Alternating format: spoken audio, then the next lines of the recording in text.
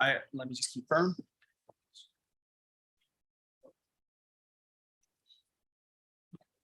Okay.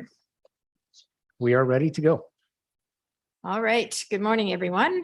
Before we get started, I'm going to hand it over to the corporate officer to go over the process for committee of the whole. Thank you, Madam Chair. This meeting is being live streamed and recorded and will be available to the public for playback on our website in accordance with Council Policy 3.12. Committee of the Whole is the initial venue for review of issues. No voting takes place on bylaws or resolutions. We are conducting the meeting through our One Meeting platform, which will allow members wishing to speak to be placed in a speaker queue and allow for the electronic capture of member decisions to send an item to council for debate and vote on November 15, 2022, or to send an item back to staff for more information or clarification. With that, I can turn it back to Madam Chair. Okay, thank you. So we're going to call the meeting to order. Could I have a mover and a seconder, please? And new platform, so it should come up.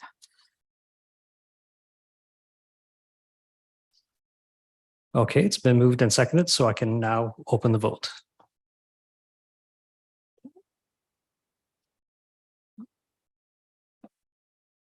Point of order, Madam Chair. Yeah. Through you to staff, are we in favor by abstaining? Yeah. 'cause it As we're says- giving only the options to oppose, abstain, or Or- recuse? Yes. No.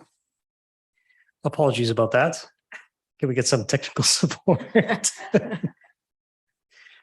What we can do is perhaps in the horseshoe, go around, and if you're in favor, I should be able to change it on this side. Oh, there we go. I left my green cards at home. Okay, so everyone all in favor, raise your real hands. Aye. Opposed, Okay. carried unanimously. Okay, so we have a technical glitch to work on. Okay. And so now we need a motion to adopt and receipt of the minutes of October the 18th, 2022. I just have a point of order, just some clarification on this, because these are minutes that some of us were not at. It has to be moved and seconded, my understanding, by only councillors that were at the meeting, but all of us can vote on it. Yes, that we can move what is before council, and then if there's any questions about the actual content, then we do have that corporate history that will be able to speak to whether or not those are in fact the records. But it can only be Reflect. moved and seconded by Councillor Youssef and Councillor Duick. We could do it that way. Yes. Councillor Youssef, moved. Opposed to, sorry, Madam Chair, I was waiting for the platform. However, I will move the motion to adopt and receive the minutes. Okay, and I'll second that. Any errors or omissions? And you're going to say, I don't know. All in favor? Opposed? Carried. Thank you. And just a moment, we do have a little bit of a technical difficulty here showing up the vote. So I will just save the vote here, and it should pop up the results.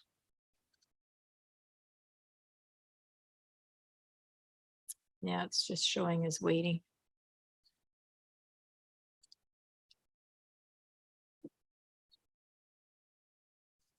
There we go. Shows us passed. Okay, Okay. and you had to do that manually because we didn't have an option to vote. It only, as was said, showed opposed, recluse. That's right. abstain. Yeah, okay. All right. So moving on, we have no delegations. So the next item, The next officer. item is a planning item. This is item 4.1, 2019-366 RZ pertaining to 11960 221st Street, pertaining to a rezoning from RS1 to RT2 to permit the future consideration or sorry, future construction of a triplex. And we have a staff presentation by Mr. Goddard. So give me 1 second. good morning, Mr. Goddard. Good morning, council. Good to see you all. All right, the item this morning, we have two today. This is the first. It is item 4.1. It is a rezoning application 2019-366 They're located at 11960 221st Street. It's for a first and second reading, and as you recall yesterday, that means council has basically given it first reading already. And this is the second step, the second report you'll see on it. This is the critical report because it is a second reading report for the zoning bylaw. And we've also added, as you'll see, for first and second reading, a new official community plan amendment bylaw that council wouldn't have seen at first reading. And I'll get to that in a moment. Why? We have two bylaws, of course, one to amend the official community plan under 7870 and the zoning bylaw 7604 of the year 2020. So the application is ground-oriented multifamily. We're proposing to move it to single-family designation. This is because the triplex is not a use that is permitted under the ground-oriented multifamily, and yet the site isn't big enough to accommodate any more units on it. So it must move as a triplex to a single-family designation. So the zoning is RS1 right now. The townhouse, ground-oriented, residential infill is the RT2, which accommodates the triplex, and there's 3 units in a triplex. And the site area is 8,267 square feet and 768 meters squared, which is similar to the size of a large single-family lot. You see by the subject map here, the area of the lot is outlined in red as a subject property, and the hatched area above it shows sites that had other applications in the past history. So the one to the south is 2019. We had a triplex approved there. To the north, we had, I think, was a rezoning application for a heritage designation for that home on Dudney Trunk Road. But there's nothing immediately in the area of a higher density yet. So this shows the official community plan. And of course, the mustard color to the west is the single family designation. That's the color this will be as a result of the OCP amendment. And the neighborhood around it shows the town center plan. The town center plan runs north and south here, and the various designations within the town center, which allow significantly more density. This is the overhead aerial view of the site. You can see there are some townhouses and higher densities, historical higher densities in the town center to the east, with single family to the west. We talked this week about the low heat corridor study. This is in that area, although it's only at first reading, so we may see growing densities in all this area to the west over time if that plan is approved. These are the conditions which we're recommending as staff that move forward to make you aware of it. Again, we're rezoning it to RT2 to permit the triplex. There is an OCP amendment required from ground-oriented multifamily, which is typically townhomes and 4 units and above, to a single-family zone that does allow 1 and 2 and 3 units. The maximum lot area for a triplex in the town center is 700 meters squared, and we know the lot's bigger than that, so it conforms with that.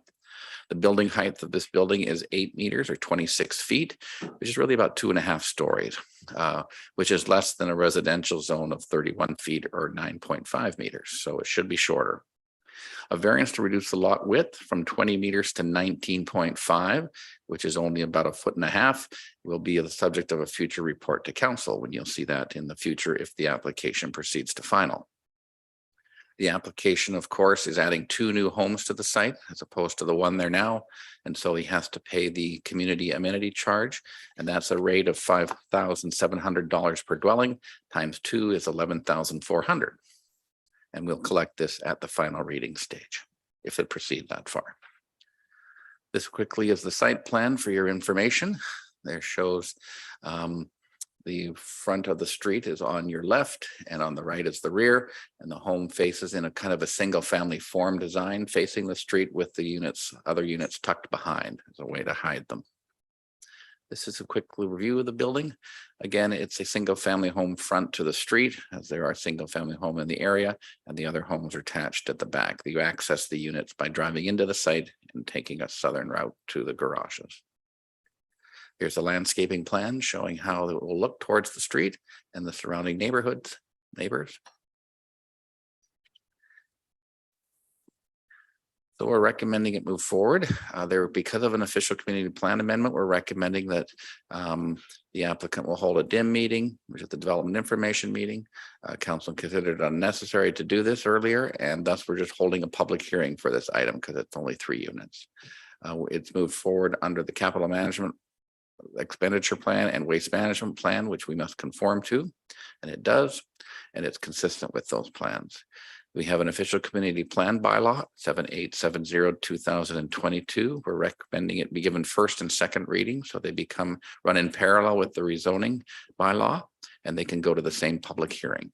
Zoning bylaw is 7604/2020.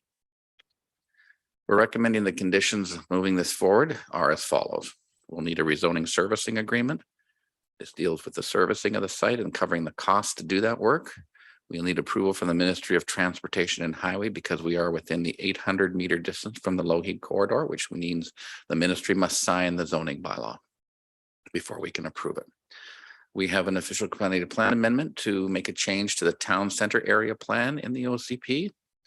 We also are going to be needing some legal documents, and there'll be a cross-access easement required for servicing, I believe. We'll need a covenant to protect the trees on site that will be retained. We'll need a covenant to ensure the stormwater management plan is produced and managed in a way as required by the engineer. We also have proven that the site is safe. There is no sort of underground fuel storage contamination on the site, so that's good. And then they have to pay that community amenity charge of $11,400, which is all achieved at final reading, not now yet. Thank you. Thank you, Mr. Goddard. Do we know if the applicant is online and wishing to address council? I don't believe so. Nope. Okay. So with that, before we ask questions, could I have somebody move it forward to council? Move, Madam Chair. Moved by Counselor, excuse me, Youssef, the chair, sorry. Seconded by, could I have someone second? By Counselor Tan. And I see you're trying to do the vote, so I wasn't sure if I should ask before you did that. Is it working now? Thank you, Madam Chair. So we did capture the mover and the seconder. So now we can start the discussion of the item. And I'm going to see if I can actually enable the speakers item as well here. So if you go into the speakers tab, it should start queuing up. Yes, and I do see Counselor Youssef, you wanted to speak because you did it on the Zoom link, but apparently we're using the PrimeGov link. So, but because your hand is already up, I will go to you first. Thank you, Madam Chair. And now seeing that option, I have actually gotten myself on the official PrimeGov speakers list. Through you to staff, first and foremost, thank you for the presentation and for joining us this morning. Do I read the plans correctly that there is one parking spot per unit, as this is a triplex with 3 additional visitor parking spots, one that is right on the border of the property? Is that correct? Yes and no. The zone only requires 2 stalls per unit, and it doesn't specify whether they have to be both inside or outside. So the plan shows 3 outside for the use and 3 for internal, 1 regular parking for each unit inside. The bylaw doesn't require visitor parking because there's only 3 units. If you're a townhouse, you do have visitor parking components, but because it's a duplex or a triplex or a fourplex, you don't require visitor parking.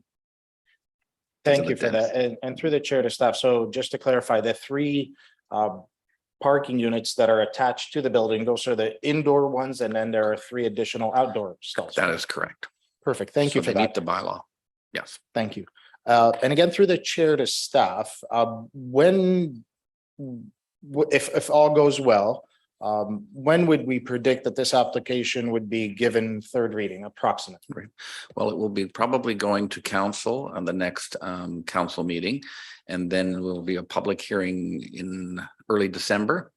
And if there's a last mid-December, if we still have another council meeting with those timing and dates, I haven't looked, it could be 3rd reading, the last meeting, regular council meeting in December, or it could be January. Thank you for that. And sorry to piggyback policy off the back of a particular application, but if I may, Madam Chair, this could be pertinent as to when do we see the increase in CACs coming in? The CACs, as I remind council, have been approved already, and the increase occurred in August of this year. So that's why you see 5,700 here as opposed to 3,100 or 4,100. There is another incremental increase next year in August. So those are in motion. Those have been approved. Thank you. Thank you for that. And the reason for my questioning, Madam Chair, is to inquire through you to staff, if we are notifying applicants that are midstream that may be affected by the upcoming bump in rates, if we are notifying them that this is a possibility, just as a heads up, as a courtesy for those that are midstream. Are we? We have. Okay. And for remember, they're grandfathered only after receiving third reading. So these haven't received third reading yet, so they have to pay the current rate that's in place. Thank you. Thank you very much for that. Thank you, Madam Chair. Those are my questions. Okay. Anybody else wish to ask questions on this matter? Did you see? I'm not seeing the hands up on the Prime Gov. Oh, I see Corleen over here, but where it shows we're speakers, it's not showing up there. Okay, Councillor Corres. Sorry, mine's just I only see it over a clarification on the moving and seconding. I seconded it online and the chair recognized Jenny, Councillor Tan as seconding it. So if you just want to change it within the system, thank you. All right. So any other speakers? Okay, again, I'm not seeing that here, so we have some challenges to work through. So go ahead, Councillor Tan. Thank you, Madam Chair. I just had a question. Thank you, Mr. Goddard. I have a question about the possibility of building more units on this property. I seen the report that the square footage of the lot isn't large enough for 4 units, all ground oriented. I wonder if it's possible to build up, or that wouldn't be a possibility. Very good question. You have to go back to the zoning and the designation of the property right now. It's really designated for low density. So the ground oriented is really intended for a unit to have a direct access to the grade, to the property. You physically couldn't do enough here. Plus the parking really starts to impinge on the layout. So really 3 is the maximum, and you can look at the site plan. It's quite dense right now because they got 3 units on it. To add a 4th, they just wouldn't have the parking area to do that. So they're stuck with 3. If you went up, you could have, that would be more of an apartment form, and you'd probably have to do underground parking, and you just can't get enough density to cover the cost to make that work. Thank you. Thank you, Mr. Goddard. You're welcome. Okay, thank you. And do I have any other speakers? Sorry, your screen went blank. I'm going to look to you, the corporate officer, because Yes, Madam Chair, we oh, have I Councillor see Schiller Councillor up next. Schiller now over here, but again, I don't see it on the other side. So Councillor Schiller. My question is in regards to the high school. Thank you. My question is just in regards to the nearby school capacity. I noticed that the elementary school is at 100% capacity, and I'm just curious if the city or the school district provides the information about current school capacities to the public. Mr. Goddard. Through the chair, we do a referral to the school board to ask their opinion on these things. These smaller projects usually don't raise a lot of concern, I think, for them, but it's more of the apartments and the bigger projects that they would be concerned. But they do provide comments to us, and I don't have access to anything like blind.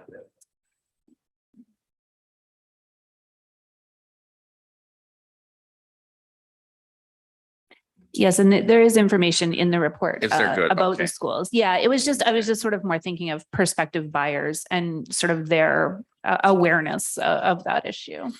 It's a good point, and it's been raised before in previous discussions, particularly in Albion and larger apartments. But all we really get is what the school board tells us, and they typically indicate, what the seniors school and the elementary schools have for capacity and all that, and they use it to, I think, plan for their future kind of numbers and enrollment through and the improvements over time. But we just make council aware of the situation.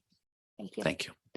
If I can follow up with just on another topic, it appears in the plans that there's solar panels installed on the building, and I was just wondering if that is something that's planned or if that is accurate.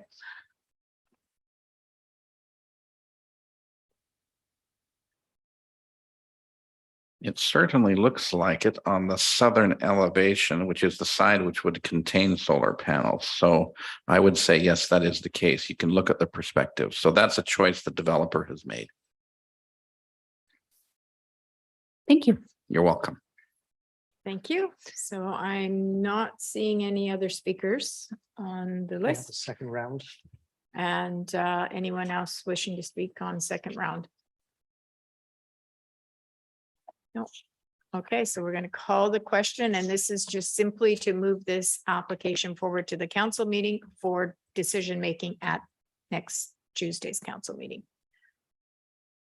Okay, the vote should be open. So which are we selecting? Opposed, abstained, or recuse? We should be in favor, so that should be the first one. It's And if not that's not showing showing up. up, okay, can I get a show of hands for in Yeah. favor? Okay, that appears unanimous. So let me see if I can manually put it in Okay, here. so opposed, none. That's unanimous. Okay, And it's showing up as unanimous now. it does, yes. Thank you. All right, so now we're going to move on to the next item. Okay, the next item is item 4.2, and this is 2019-342 DVP pertaining to 11593 207 Street, and this is a development variance permits to vary lot width. And Mr. Goddard is going to be speaking on this item as well. And Mr. actually, first, before we do that, can we do a motion to have this item? One sec here. Okay, normally we get the presentation and then we do the motion. That's what Madam Chair prefers to do. We could do that. Okay, I'm Good. just looking at staff. That's Sure. normally what we do. That's correct. I'll give you a presentation if you you. desire it. It is a development variance permit application, and the application number is 2019-342 DVP. So as a variance permit, council knows notification will be given to the public when we consider it next time. It is a relatively simple one. They're looking for a slight, about a half a foot variance on the two lots being created. We typically approve anything within a meter, typically as the approving officer I do, and it's a minor. Now, the one thing you can't vary is lot area. So the zoning isn't changing, it's R1, and that has a minimum lot size of 371 meters squared. So the lot sizes being created are 407. So we have plenty of density, plenty of room on the site. So it's not a problem there. It's just the lot width should be 12 meters, but they're looking at about 11.5. We're just going to be creating two lots here. This shows the site on 207th Street. It's going to be subdivided east-west, but the width is a little bit shy. But you can see there are lots of lots in the area that have very similar sorts of 12-meter frontages or 11.5-meter frontages. So it's in keeping with the neighborhood, and thus it'll result with a home that's very similar to those that exist on River Road, let's say. There is the designation. It's actually, interesting enough, commercial in this designation because of the Hammond area plan, but it is really single family. The future of this area could be commercial. But we've had no applications of that nature here, so this application can certainly proceed with a subdivision for two lots.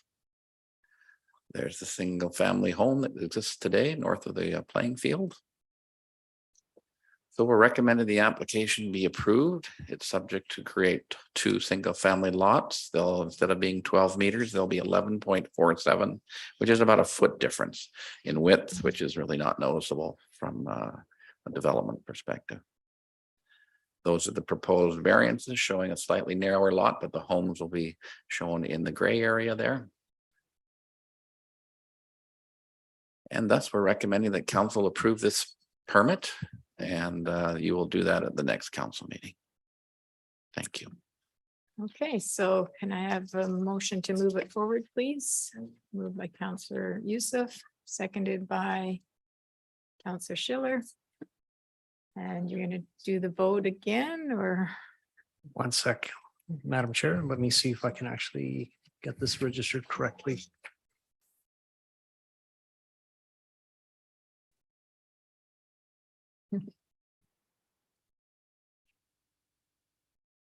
Okay, so again, no option for in favor. So raise of hands, all in favor.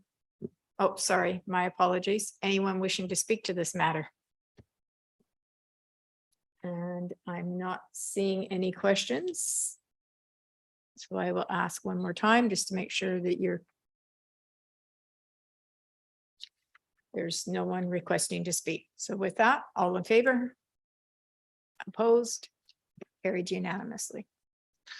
Judy, if I could make one correction on my discussion there, the OCP designation showed red for this land and the other areas along 207th. It's actually not commercial. That's our commercial color. It should have been in brown, which is kind of a medium density sort of density. So this is certainly works with this area.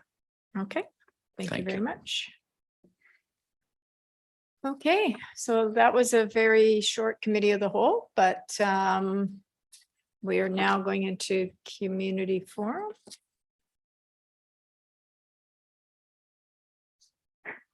Yes, and do we have anyone online? And I see one member of the public online. I'm not seeing any hands raised. So this is an opportunity. If anyone online wishes to ask council a question, please raise your hand.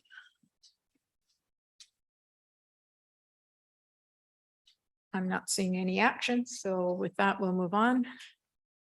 Okay, the next item on the agenda would be adjournment. And motion to adjourn. So, thank you. It's moved and seconded. We're going to just do it virtually until we work out the kinks. All in favor of adjournment? Opposed, carried. It's carried unanimously. Okay.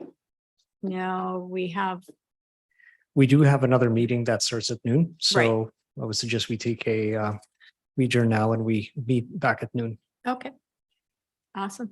Thank you very much. Thank you.